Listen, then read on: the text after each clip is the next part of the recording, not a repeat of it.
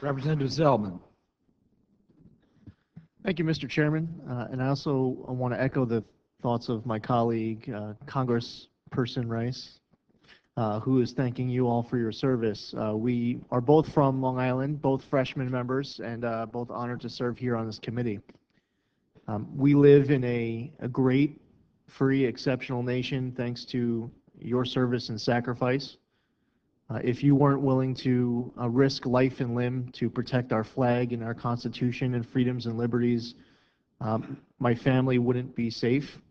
And I'd be remiss if I didn't thank you all for your service. I'm also a proud VFW member myself.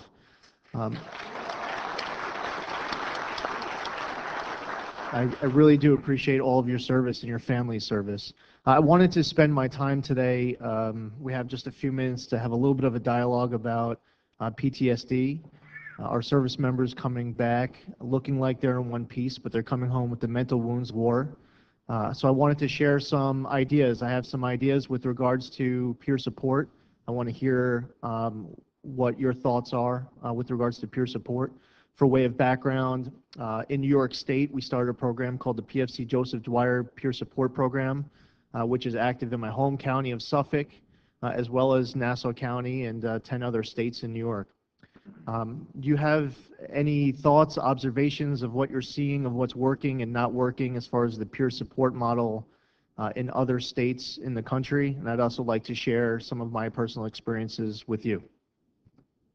Well, Battle Buddy program, looking out for each other, knowing someone has your back, and not being afraid, like we spoke about a little bit ago, to reach out and say, I need some help. Not being offended when someone comes to you when they recognize, wow, you're acting different.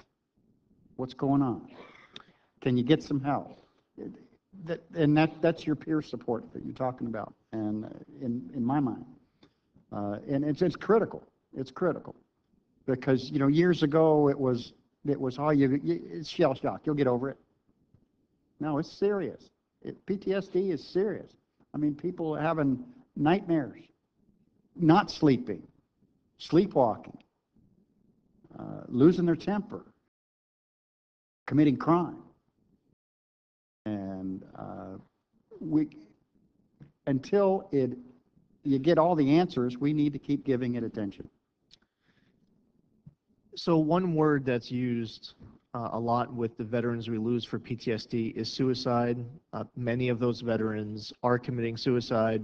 I think it's also important to note, and I know this is a very sensitive topic for many of the families, is that some of our veterans we're losing to PTSD are literally, their last words are they're saying, I don't want to die.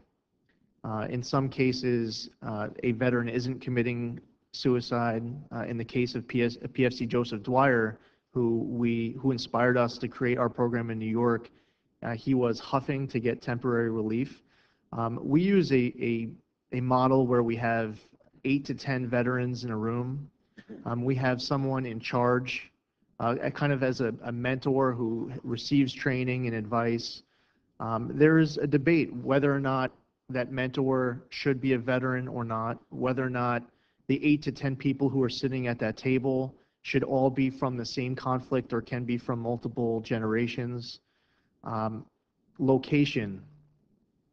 Sometimes you can meet inside of a VFW. There's a debate as to whether it should be a VFW, should it be inside of a school or a church, should it be at the VA. And I also think it's important to do an important job bringing everyone together between the VA, but also connecting with an organization such as the VFW, to a local county veteran service officer, to local experts who are able to, they're willing to offer up their expertise, volunteer their time to assist, to build, to train that mentor. These are a few things. I want to know if you have any thoughts on any of that. Anything that's done to help our veterans better cope with their issues, that helps them fight that war that never seems to end until they end the war themselves.